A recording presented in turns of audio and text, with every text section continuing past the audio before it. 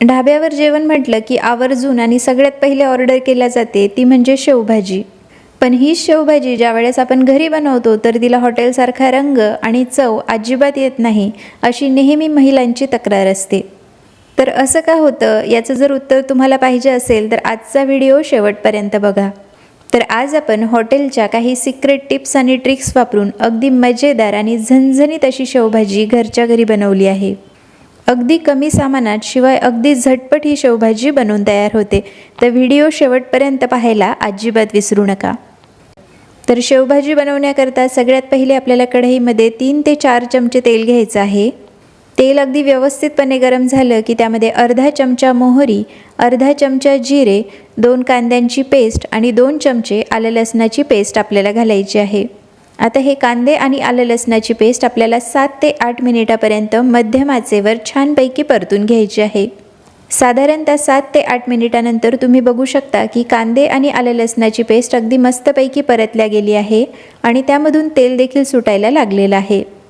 आता या स्टेजला आपल्याला कढईमध्ये 4 टोमॅटोची पेस्ट घालायची आहे। टोमॅटोची पेस्टसुद्धा आपल्याला 7 ते 8 मिनिटापर्यंत मध्यम आचेवर मस्तपैकी परतून घ्यायची आहे। ढाबा स्टाईल भाज्यांचं सिक्रेट हेच असतं की ते ग्रेव्ही अगदी मस्तपैकी मंद आचेवर परतून देतात। त्यामुळे काय होतं की भाजीला अगदी छान टेक्स्चर आणि रंग यायला मदत मिळते। तर या ठिकाणी तुम्ही बघू शकता की आपल्या ग्रेव्हीला अगदी छानसा रंग आणि टेक्स्चर या ठिकाणी आलेला आहे। आता या ग्रेव्हीमध्ये आपल्याला काही मसाले घालायचे आहेत। ॲड केलेले मसाले मी वरती स्क्रीनवर लिहून दिलेले आहेत, त्याप्रमाणे मसाले आपल्याला ग्रेव्हीमध्ये घालायचे आहेत। मसाले घातल्यानंतर लगेचच आपल्याला 2 ते 3 चमचे पाणी घालायचं आहे। पाणी घातल्यामुळे काय होतं की मसाले जळत नाहीत, शिवाय तिखटाचा रंग अगदी छानपैकी खुलून येतो। तर या ठिकाणी सर्व मसाले अगदी व्यवस्थितपणे भाजीमध्ये एकजीव झालेले आहेत।